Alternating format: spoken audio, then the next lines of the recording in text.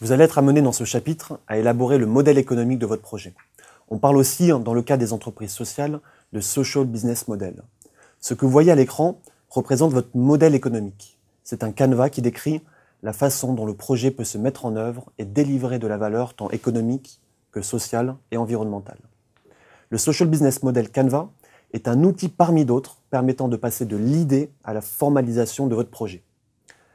Pour travailler sur votre modèle économique, j'ai adapté aux entreprises sociales le canevas développé par Alexander Oswalder et Yves Pigneur dans leur livre Business Model Nouvelle Génération, paru aux éditions Personne, et je vous encourage vraiment à le lire. J'ai adapté ce modèle aux entreprises sociales et j'ai eu l'occasion de l'expérimenter avec succès de nombreuses fois lors de formations que j'anime pour des entrepreneurs sociaux.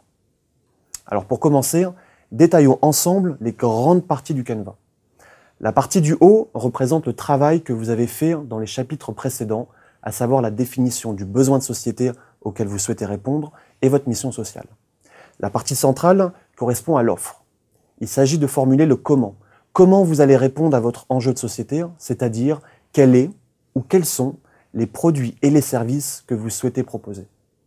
La partie de droite permet de définir à qui votre projet va s'adresser, comment est-ce qu'il va se financer et quel impact vous visez. La partie de gauche, elle, va se concentrer sur la mise en œuvre de votre projet, à savoir les activités clés, les ressources dont vous avez besoin, les partenariats stratégiques que vous devez nouer et bien entendu, les coûts inhérents à votre projet. Pour commencer, écoutons Félix qui va partager avec nous l'intérêt de travailler sur ce modèle à cette étape du projet.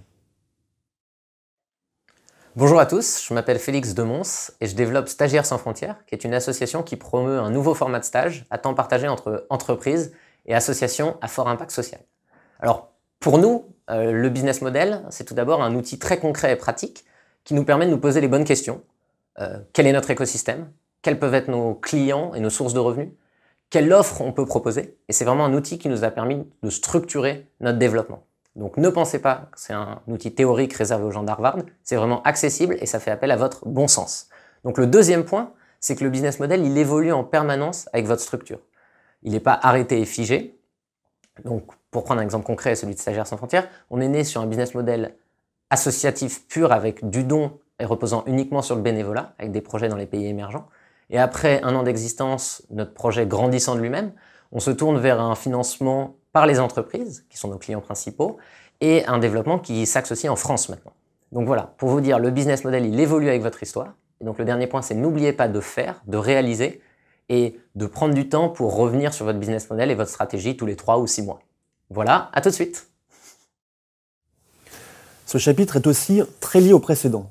Il doit vous permettre de faire évoluer et de confirmer la formulation de votre mission sociale et la définition de votre produit ou service. Nombreux d'entre vous seront amenés à les reformuler et les préciser, voire même à recommencer depuis le début. Et c'est tout à fait normal, puisque ce sont des réflexions qui prennent du temps. C'est notamment pour cette raison que vous aurez peut-être l'impression au début que cela se répète avec le chapitre 4. Alors pour des raisons pédagogiques, nous allons développer l'une après l'autre chacune des dimensions du canevas. Le processus de création et de formulation de votre modèle n'est pas une démarche linéaire, mais bien un processus itératif qui va évoluer et se modifier dans le temps, qui va se nourrir de vos réflexions, de vos expériences d'acteurs de changement et de vos échanges avec vos parties prenantes. Tout ce qui suit est valable pour les entrepreneurs et les intrapreneurs. C'est aussi valable si vous souhaitez créer une entreprise ou une association. Le modèle économique concerne tous les projets, quel que soit leur statut.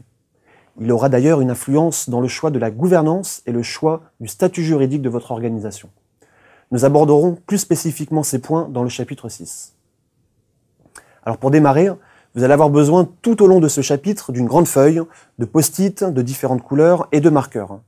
Vous pourrez aussi télécharger directement le canevas du Social Business Model depuis la plateforme pour pouvoir le remplir directement au fur et à mesure des vidéos ou après chacune des sous-parties. Vous êtes prêts? C'est parti!